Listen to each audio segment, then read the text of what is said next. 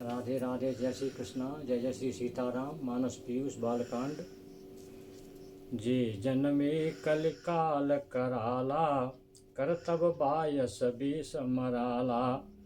चलत कुफंत वेद मग छाड़े, कपट कलेवर कलिमल भाड़े। वंचक भगत कहाय राम के, किंकर कंचन कोह काम के। बाबा तुलसीदास जी कह रहे हैं कि ऐसे मनुष्य जिनका जन्म कलयुग में हुआ है, वो कार्य कैसे करते हैं?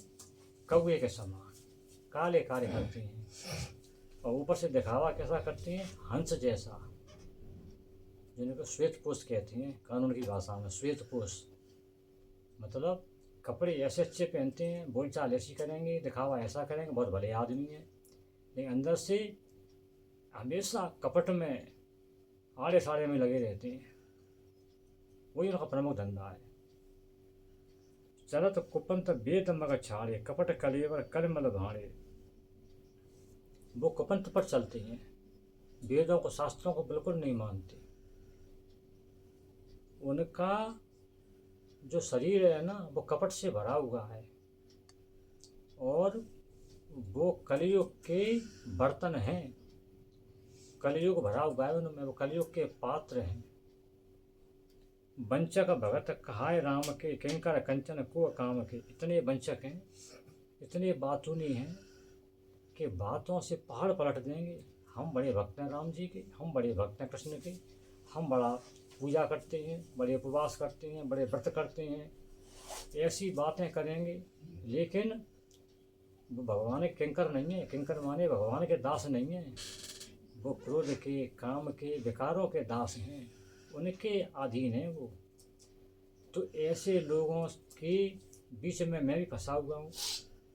और बाबा मतलब क्या कहने का? बाबा ये कहना चाह रही हैं कि कलयुग में जन्मने वाला हर व्यक्ति पापी नहीं है। ये असुर प्रवृत्ति के और अच्छी प्रवृत्ति के लोग सतयुग से होते आए हैं। अच्छे भी लोग थे, बुरे भी लोग थे, तब भी असुर थे।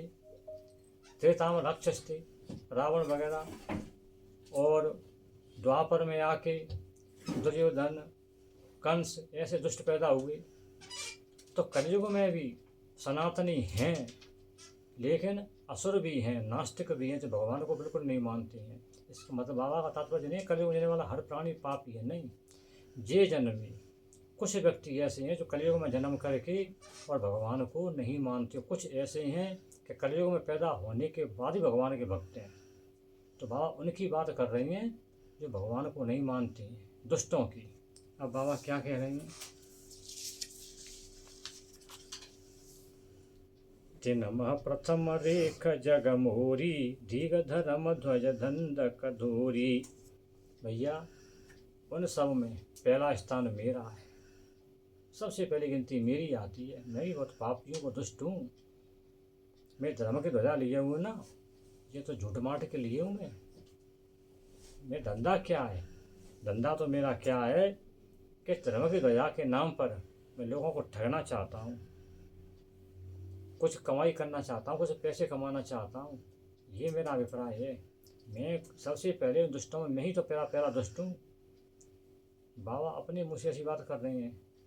बाबा ये दिखाना समाज को, दुनिया को ये दिखाना चाह रहे हैं कि अपनी अच्छाइयों को दबा कर रखो और अपनी बुराइयों को प्रकट कर दो। नहीं हो तो भी कह दो कि हम बुरे हैं। जब तो अपनी निंदा खुद कर दोगे तो दूसरा अपनी निंदा फिर करेगा ही काहे को? निंदे तो सुनना चाहता है वो। आपके मुझे सुन लेगा तो फिर तुम्हारी निंदा वो करेगा ही नहीं। तो भैया मैं तो बहुत बुरा हूँ, तुम मेरे काव्य की निंदा मत करना।